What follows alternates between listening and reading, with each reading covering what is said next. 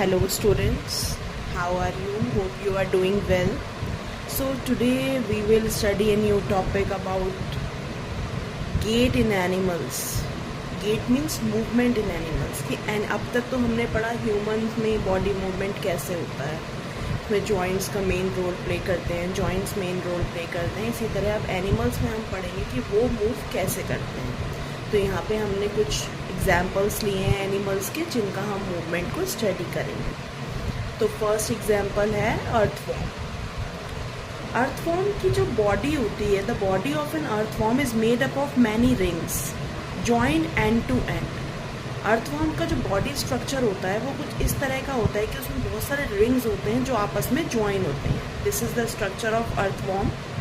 Okay, इसमें bones नहीं होती हैं. It has no bones but it has muscles which help to extend and contract the body for movements.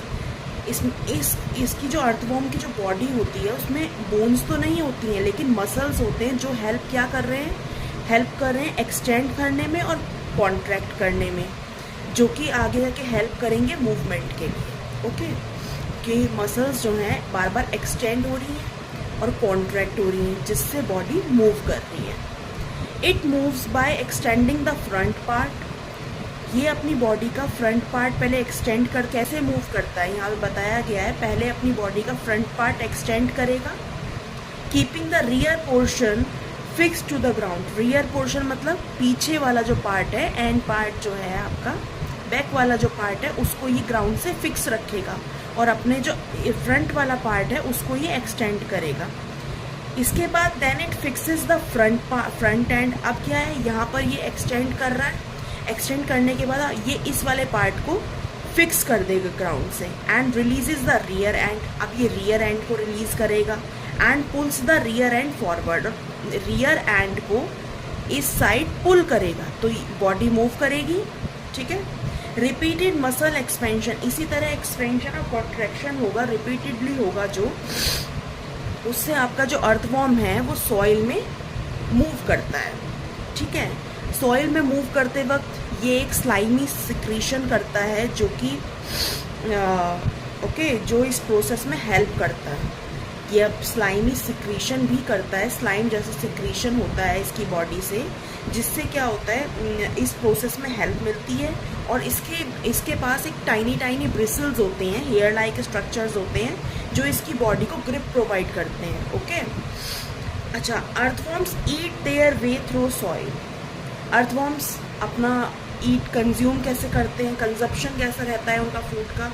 वो जब soil के अंदर मूव करते होते हैं तो ईट करते चले जाते हैं कुछ ना कुछ एक्सपेलिंग अनडाइजेस्टेड मटेरियल. और जितना भी अनडाइजेस्टेड फूड होता है वो एक्सपेल करते रहते हैं, निकालते रहते हैं, जो कि हेल्प करता है. किस चीज़ में हेल्प करता है? सॉइल की क्वालिटी को इम्प्रूव करने में, और जो कि प्लांट्स के लिए बहुत हेल्पफुल होते हैं. ओके, तो ये हमारा पूरा अर्थवॉर्म का प्रोसेस है. कैसे? सबसे पहले फ्रंट एंड क्या करेगा? एक्सटेंड होगा. ठीक है, रियर एंड ग्राउंड से स्टक हो जाएगा, फिक्स हो जाएगा. उसके बाद हमारा जो फ्रंट एंड है वो फिक्स हो जाएगा ग्राउंड से, और रियर एंड जो है रिलीज हो जाएगा और फॉरवर्ड की आगे की डायरेक्शन में मूव करेगा जिससे इसकी मूवमेंट होगी. इसकी बॉडी में बोन्स नहीं होते हैं, सिर्फ मसल्स होते हैं. मसल्स के थ्रू ये एक्सपेंशन और कॉन्ट्रैक्शन करता है जिससे मूवमेंट में हेल्प मिलती है. साथ साथ इसके टाइनी ब्रिसल्स भी होते हैं जो कि मूवमेंट में हेल्प करते हैं, इसे ग्राउंड से फिक्स होने में हेल्प करते हैं. दूसरा, ये स्लाइमी सिक्रीशन करता है जो कि आपके मूवमेंट में ही हेल्प करता है. अब ये जो अर्थवॉर्म है ये सॉइल के अंदर से निकलता हुआ जा रहा है और ऊपर से ये वहाँ पे कंज्यूम भी करता जा रहा है चीज़ों को, और जो अनडाइजेस्टेड फूड है ये बाहर निकालता जा रहा है. और उसके बाद क्या कर रहा है, इस पूरी प्रोसेस में क्या है, सॉइल आपकी अच्छी क्वालिटी की बनती जा रही है जो कि प्लांट्स के लिए बहुत हेल्पफुल होते हैं. इसलिए हम अर्थवॉर्म को क्या कहते हैं, अर्थवॉर्म को एक तरह से फ्रेंड माना जाता है सॉइल का या प्लांट्स का, क्योंकि प्लांट्स के लिए सॉइल जो है वो बहुत फर्टाइल बन जाती है. ओके, तो ये आपका हुआ अर्थवॉर्म की बात. नेक्स्ट हम स्टडी करेंगे स्नेल. ओके, स्नेल क्या होता है? स्नेल शेल होता है स्नेल के ऊपर जो आउटर स्केलेटन होता है स्नेल उसमें प्रोटेक्टेड होता है, ये बोन्स का नहीं बना होता है। ए स्नेल, और ये जो स्नेल है ये इसके अंदर शेल के अंदर से देखिए निकल रहा है। मेन जो पार्ट है वो ये चीज़ है, ये जो शेल है ये इसके साथ साथ मूव करेगा, ये इसको प्रोटेक्शन प्रोवाइड करता है। A snail moves using its large disc shaped muscular foot है इसका, डिस्क शेप लार्ज है, उसके थ्रू स्नेल मूव करता है। Which secretes fluid to glide smoothly, जो ग्लाइड मतलब फिसलने में हेल्प करता है, ईजिली ऐसा सिक्रीट करता है फ्लूइड ये, जो कि ईजिली हम स्मूथली ये ऐसा स्मूथ बन जाता है, उसको सिक्रीट कर, जो फ्लूइड सिक्रीट हो रहा है उससे इतना स्मूथनेस आ जाती है कि ईजिली ग्लाइड कर पाता है। द शेल इज ड्रैग्ड, ये शेल जो है इनके साथ साथ ड्रैग होता है, जैसे जैसे ये ग्लाइड करेगा मूवमेंट करने के लिए वैसे वैसे शेल इनके साथ साथ चलता जाता है। 2 सेट्स ऑफ मसल्स होती हैं फुट में जो कॉन्ट्रैक्ट करती हैं और एक्सपेंड करती हैं ऑल्टरनेटिवली, पहले एक्सपेंड हो रहा है फिर कॉन्ट्रैक्ट हो रहा है, एक्सपेंड हो रहा है कॉन्ट्रैक्ट हो रहा है, और इससे क्या होता है एक वेव लाइक मोशन बनता है, वेव लाइक मोशन, जिससे that propels the snake forward, जो कि स्नेल को आगे की डायरेक्शन में धकेलता है, आगे की डायरेक्शन में फोर्स करता है, मूव करता है। ओके, तो ये आपका स्नेल का पार्ट हुआ। नेक्स्ट आता है कॉकरोच। कॉकरोच क्या कर रहा है,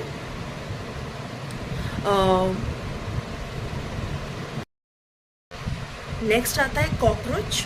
cockroaches are nocturnal insects capable of walking, climbing and flying. Nocturnal मतलब होता है जो रात को जगते हैं, रात को एक्टिव रहते हैं, active in the night. Okay, cockroaches क्या करते हैं, ऐसे इंसेक्ट्स हैं जो कि वॉकिंग भी करते हैं, क्लाइंबिंग भी करते हैं और फ्लाइंग भी करते हैं। इनके पास 2 पेयर्स ऑफ विंग्स होते हैं attach to the body behind the head, इनके जस्ट हेड के पीछे ही 2 पेयर्स ऑफ विंग्स होते हैं, ठीक है, एंड 3 पेयर्स ऑफ लेग्स होती हैं। These helps in walking. Their body is covered with a hard outer skeleton, इनके पास एक हार्ड आउटर स्केलेटन होता है which is made up of number of plates joint together. जो स्केलेटन क्या होता है, बहुत सारी प्लेट्स से बना होता है जो कि आपस में जुड़ी हुई हैं। ओके, एंड अलाउज मूवमेंट, और ये मूवमेंट को अलाउ करता है। Muscles near the legs, legs के पास जो इसकी मसल्स हैं, यहाँ लेग्स हैं, ठीक है, मसल्स के पास जो लेग्स हैं वो वॉकिंग में हेल्प करती हैं, जबकि जो ब्रेस्ट की मसल्स हैं, जो इसके नीचे हम ब्रेस्ट के पार्ट की जो मसल्स हैं वो इसको फ्लाइट के लिए कैपेबल बनाती हैं। फ्लाइट मीन्स फ्लाई करने के लिए कैपेबल बनाती हैं। ओके, तो आपको ये पता होना चाहिए 2 पेयर्स ऑफ विंग्स होते हैं, 3 पेयर्स ऑफ लेग्स होती हैं, वॉकिंग में हेल्प करता है। मसल्स जो लेग्स के पास मसल्स होती हैं वो वॉकिंग में हेल्प कर रही हैं, और जो ब्रेस्ट मसल्स होती हैं वो फ्लाइंग में हेल्प कर रही हैं। नेक्स्ट हमारा आता है बर्ड्स। बर्ड्स कैसे मूव कर रही हैं आपको सबको पता है, बर्ड्स फ्लाई करती हैं, वॉक करती हैं। Birds are adapted to fly and walk, and some birds like duck and swans swim करते हैं। डक और स्वान्स को आपने देखा है स्विम करते हुए। They can fly because their bones are hollow and light. Birds कैसे फ्लाई कर सकती हैं, ये हमने प्रीवियस क्लासेस में भी पढ़ा है कि जो बर्ड्स का जो बोनी स्ट्रक्चर होता है वो बहुत लाइट होता है और होलो होता है, जिससे वो फ्लाई कर पाती हैं। The hind limbs are used for walking. जो हिंड लिम्स होते हैं, जो पीछे के जो लिम्स हैं, ठीक है, वो किस लिए यूज़ होते हैं, वॉकिंग में और पर्चिंग मीन्स जैसे आप ये कोई कहीं पे भी आप देखते हो बर्ड्स को ट्रीज़ वगैरह में वो बैठ जाती हैं ब्रांचेस पे, तो इन ये पर्च करती हैं, ठीक है। While 4 limbs are modified as wings. जो आगे के जो लिम्स होते हैं वो किस लिए मॉडिफाई होते हैं, विंग्स के लिए, जिसके थ्रू ये फ्लाई करती हैं। ओके, तो हिंड लिम्स किस लिए यूज़ हो रहे हैं, वॉकिंग, चलने के लिए, और पर्चिंग। जब हम ब्रांचेस पे ये बर्ड्स बैठती हैं तो ईजिली उन्हें टाइटली पकड़ लेती हैं, टाइटली मुख पे ग्रिप बना लेती हैं, उसे हम पर्चिंग कहते हैं। और जो 4 लिम्स होते हैं वो किस लिए मॉडिफाई होते हैं, विंग्स के लिए। अच्छा, अब इसमें भी एक फ्लाइट मसल्स होती हैं, फ्लाइट मसल्स जो फ्लाइंग में हेल्प करती हैं। Attach to the breast bone, breast bone के साथ अटैच्ड होती हैं, जो कि हेल्प कर रही हैं किसमें, विंग्स को अप एंड डाउन करने के लिए। किस लिए हेल्प कर रही हैं, जिससे विंग्स अप एंड डाउन हो। विंग्स को अप एंड डाउन करने के लिए, मूव करने के लिए कौन हेल्प कर रहा है, ब्रेस्ट बोन पर जो फ्लाइट मसल्स अटैच्ड है। ओके, ये तो बात हुई बर्ड्स की। अब बात आती है फिश की। फिश की जो शेप होती है वो एक बोट की तरह होती है, जिसमें हमारे बोथ जो एंड्स होते हैं वो टैपर्स होते हैं, इसलिए इसकी बॉडी को हम क्या बोलते हैं, स्ट्रीमलाइन बोलते हैं। The body of fish tapers at both ends, this type of shape क्या कहलाती है, स्ट्रीमलाइन। ओके,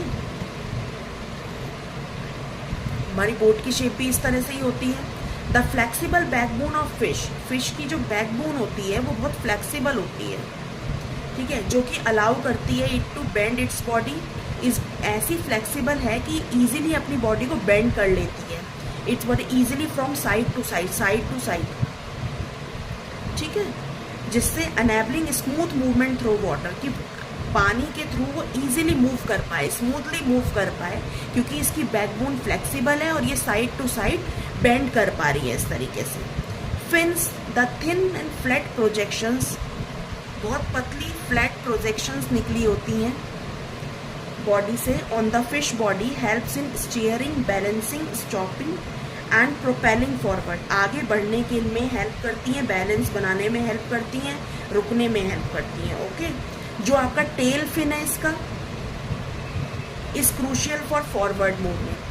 टेल फिन जो है वो फॉरवर्ड मूवमेंट, आगे बढ़ने वाले मूवमेंट में बहुत ज़्यादा इंपॉर्टेंट रोल प्ले करता है। ओके, तो फिश की जो बॉडी होती है कैसा स्ट्रक्चर होता है, क्वेश्चन आ सकता है, स्ट्रीमलाइंड स्ट्रक्चर होता है, क्योंकि इसके दोनों एंड टैपर्स होते हैं और इस तरह की बॉडी शेप को हम स्ट्रीमलाइंड शेप कहते हैं।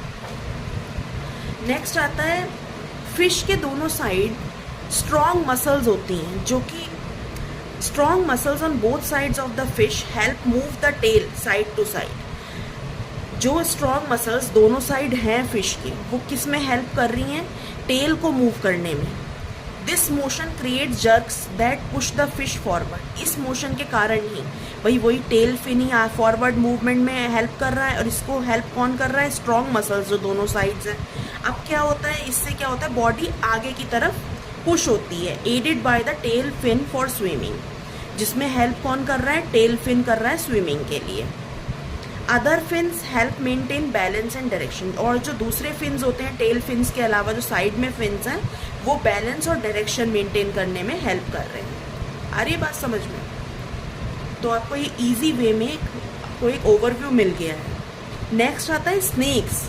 आपने देखा होगा snakes have a long backbone, ठीक है, they have numerous thin muscles, उसमें क्या है, लॉन्ग पहले तो बैकबोन है, दूसरा पतली पतली बहुत सारी मसल्स हैं जो कि कनेक्टेड है किससे, बैकबोन से, रिब्स से और स्किन से।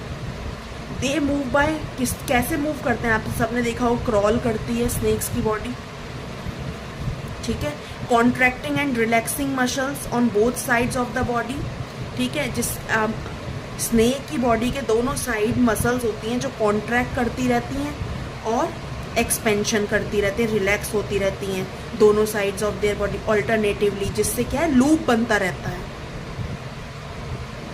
Okay, each loop pushes against the ground, her loop जो है ग्राउंड के अगेंस्ट पुश करता है और स्नेक की को प्रोपेल करता है कि वो आगे बढ़े, ठीक है।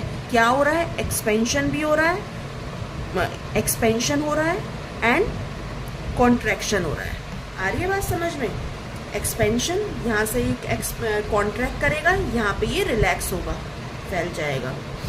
Allowing it to move quickly, जिससे ये क्या अलाउ कर रहा है कि ये जल्दी जल्दी मूव कर पाए, क्विकली मूव कर पाए।